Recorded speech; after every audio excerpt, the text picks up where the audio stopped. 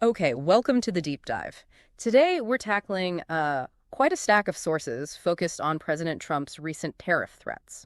We're specifically looking at his, well, very direct demands for companies like Apple about where they build their products, and also these broader threats aimed at the EU. Yeah, and we've got a lot to work with here. News reports, analysis from tech and business experts, White House reporting, and importantly, direct quotes from the president himself. Gives us a good base. Definitely. And our mission really is to unpack all of this for you. Break down the threats, look at how realistic the demands are, according to the experts, trace the potential economic impacts, and figure out what it all means for these huge companies, for you, and maybe for the future of innovation, too. Right. It throws up some big questions, doesn't it? Like, can Apple realistically build hundreds of millions of phones in the US? I mean, really? And what happens to the price, your price? Exactly. And what about the global economy with these big tariff threats hanging out there? What does it mean for America's place in all that? All right, let's dig in. So, starting with the core demand itself, the sources frame it as very clear cut. Yeah, President Trump specifically calling out Apple, but also Samsung, and basically anybody that makes that product, the demand, build hundreds of millions of iPhones right here in the United States. And the stick, if they don't.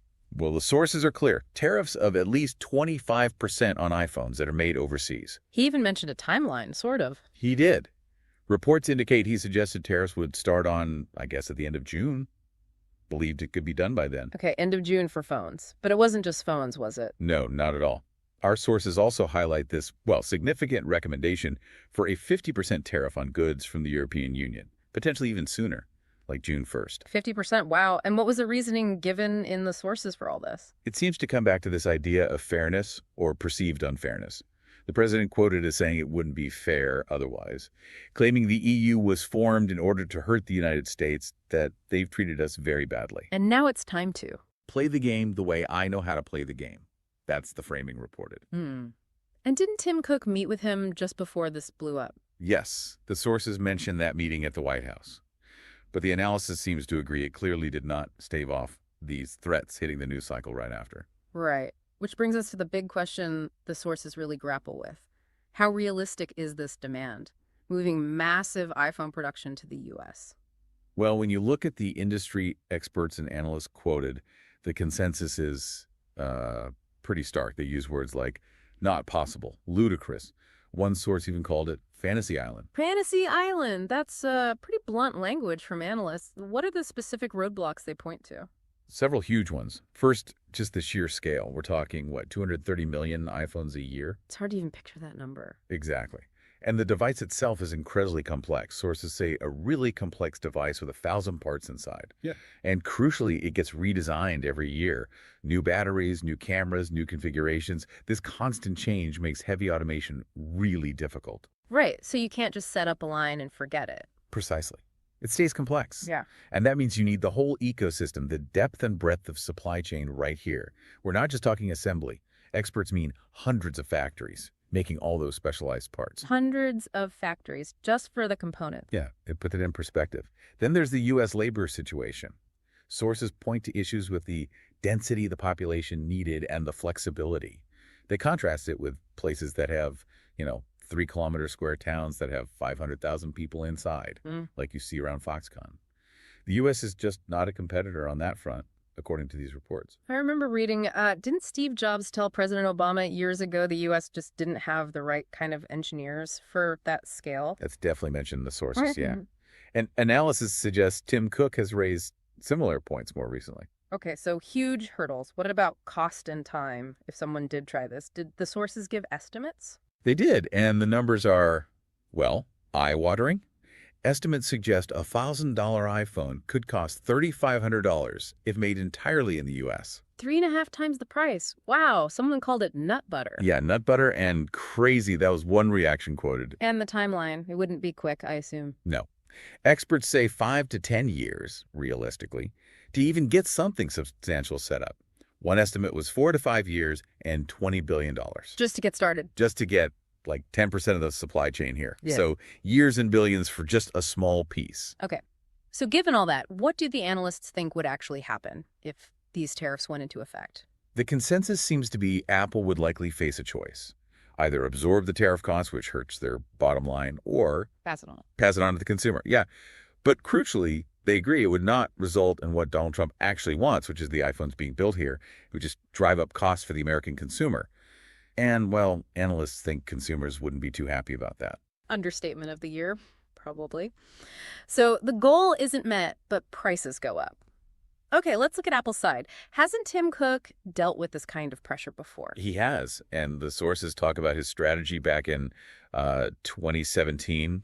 Some analysts described it as Cook basically really ran the clock out on Trump's presidency. Ran the clock out. How? Well, remember, President Trump announced back then that Cook had promised 3 big, beautiful factories in America. I do remember that announcement. Right, but the sources consistently point out those specific factories never came to be. They just didn't materialize. So a public promise that didn't quite translate. Exactly. And the analysis now suggests it might be difficult for Cook to use the same playbook, maybe because Trump is sort of onto him this time around, less likely to accept just a statement, perhaps. What about those huge investment numbers Apple announced, like $500 billion, $430 billion in the U.S.? Don't those count?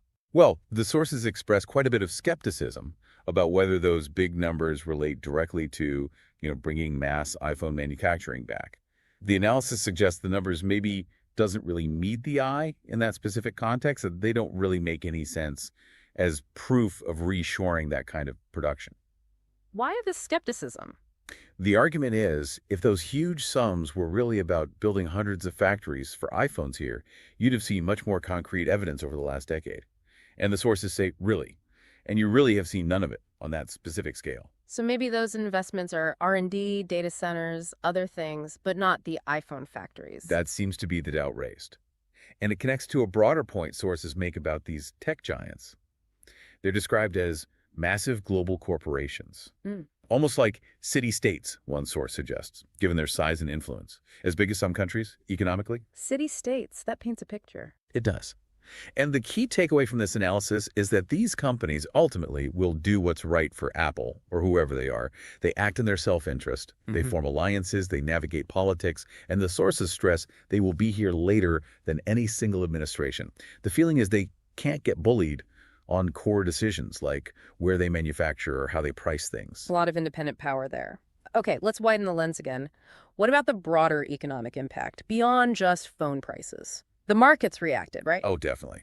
Sources reported an immediate hit. The Dow, S&P 500, NASDAQ, all closing down today, the day the news really broke. Apple stock itself took about a 3% hit. Not insignificant. What was the mood, the sentiment described by market watchers? The language was pretty strong. Sources quoted analysts using terms like economic vandalism, trauma, even PTSD, referencing prior trade tensions. PTSD in the market, that suggests real anxiety. Absolutely. A deep sense of confusion and uncertainty came through. Sources noted, no one knows what to believe. How can businesses plan in this environment?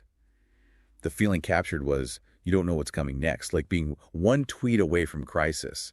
And analysts say that level of uncertainty is something the market can't handle at all. So it's the unpredictability as much as the threat itself. Exactly. It's seen as part of the negotiating style, keep everybody on their toes, just throw things out there. But the sources also ask, is this reaching a saturation point? Meaning? Is the tactic losing its punch? Is the president losing leverage because people are getting used to it? Kind of like the boy who cried wolf scenario. Interesting point. Does the constant alarm eventually get tuned out? That's the question being raised in the analysis, yeah. Let's shift to another really critical angle the sources cover. Yeah. The impact on innovation and talent. There's concern that these policies could be short-sighted. Very much so. This comes through strongly. The analysis argues that a huge part of U.S. innovation leadership has been its ability to bring immigrants into this country alongside native-born talent and give them opportunities. They gave specific examples, I recall. Yes, citing leaders like Microsoft Nadella, Alphabet's Pichai, Elon Musk, Google co-founder Sergey Brin, all immigrants who've led major U.S. tech companies. Just a few examples mentioned. So the worry is, if you limit access for the best and brightest from all around the world, people drawn by U.S. education who want to stay and work here. It's the exact opposite of what you need to stay dominant in innovation. Sources state quite bluntly from this viewpoint, the whole thing makes zero sense. And there was specific concern about research, too. Yeah, described as particularly troubling. This isn't just any research. It's cutting-edge research, AI, cancer research, areas blending tech, science, medicine. Things that take a long time to build up. Exactly. Takes years to set up, years to attract that kind of talent.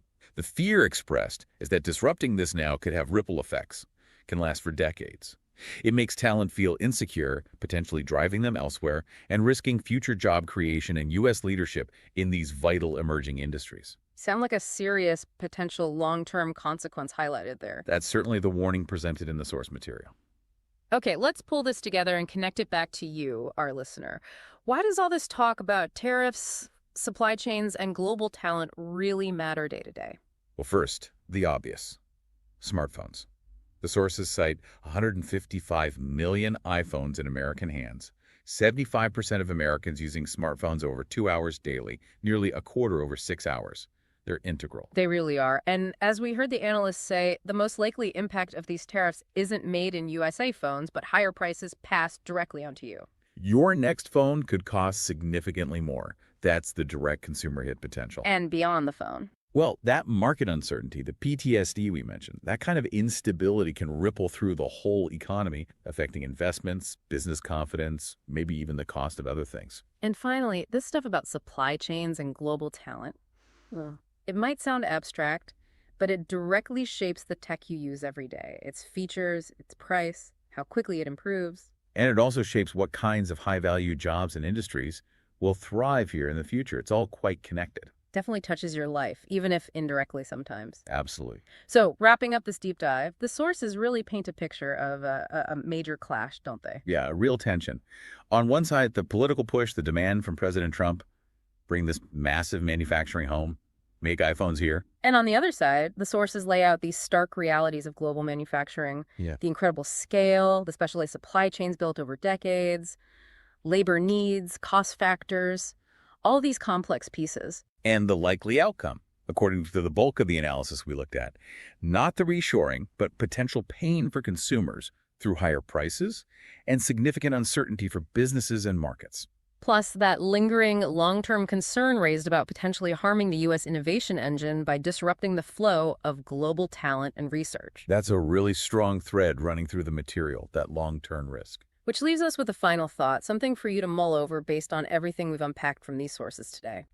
Given these documented realities, the complexities of global manufacturing, the role of international talent, the market's reaction is trying to force companies like Apple to build hundreds of millions of iPhones in the U.S. a feasible economic strategy? Or does it risk, serious unintended consequences that could ultimately hurt American consumers and the country's competitive future?